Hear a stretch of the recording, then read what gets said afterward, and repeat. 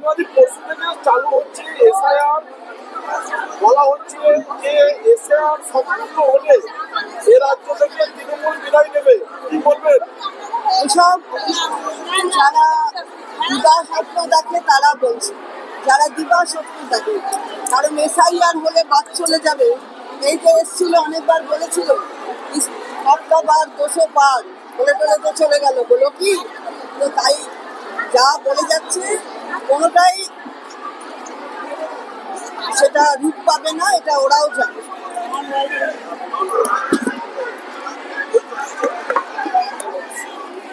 মহিলাদের কি বার্তা দেবেন দিদি?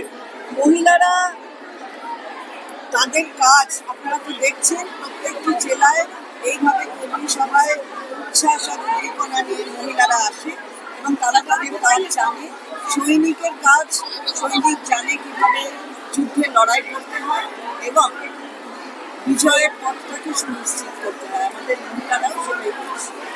দিদি বলছে বিজেপি কেন্দ্র সরকার বলছে 2002 সালে ভোটার তালিকায় নাম থাকলে ভারতীয় নাগরিক, অথচ আমাদের বীরভূমের পাইকরে সোয়ালিনদেরকে বাংলাদেশে পুষব্যাক করেছে, তাদের বাবা মায়ের নাম 2002 সালে রয়েছে, কি বলছে? আমরা তো দেখিয়েছি 2002-এ আমরা প্রেস কনফারেন্স করে বলা হয়েছে তৃণমূল কংগ্রেসের পক্ষ থেকে যে 2002-এর লিস্টটা আর যেটা আপলোড করেছে তার মধ্যে তফাৎ আছে। আপলোড করা লিস্টের আর মূল লিস্টের মধ্যে পার্থক্য এই যে মূল লিস্টের জায়গা ধরে ধরে সিরিয়াল নাম্বার হিসেবে কেটে গেছে।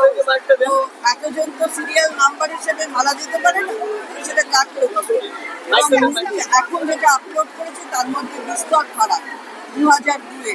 তো সুতরাং এগুলো করছে, এসআইআর করেছে।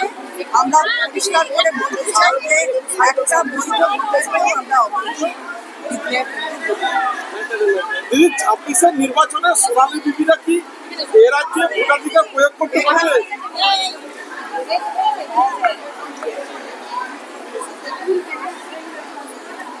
এখানে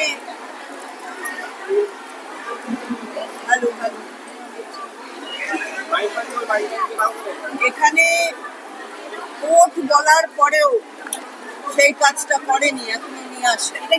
সুতরাং মানুষ দেখছে এবং সত্তর তাদের ফিরিয়ে নিয়ে আসতে হবে। ভোট বলার পরেই সরকারের পক্ষ থেকে কোনো হেলদোল নেই, সুতরাং সেটা মানুষ দেখছে এবং অবশ্যই কোর্টের অর্ডার পালন করা সেটা কর্তব্য। অনুব্রত মণ্ডল এসআইআরকে সমর্থন করেছে না, আমি এখানে কোনো আপনি এসআইআর কি হিসেবে সমর্থন করেছেন আমি জানি না, কিন্তু এসআইআর তো হচ্ছে। সেই এসআইআর আমরা বলছি অবৈধ ভোটারকে, মানে বৈধ ভোটারকে অবৈধ হতে দেবে, সেটা নিশ্চয়ই অনুব্রত মণ্ডল বলেন যে বৈধ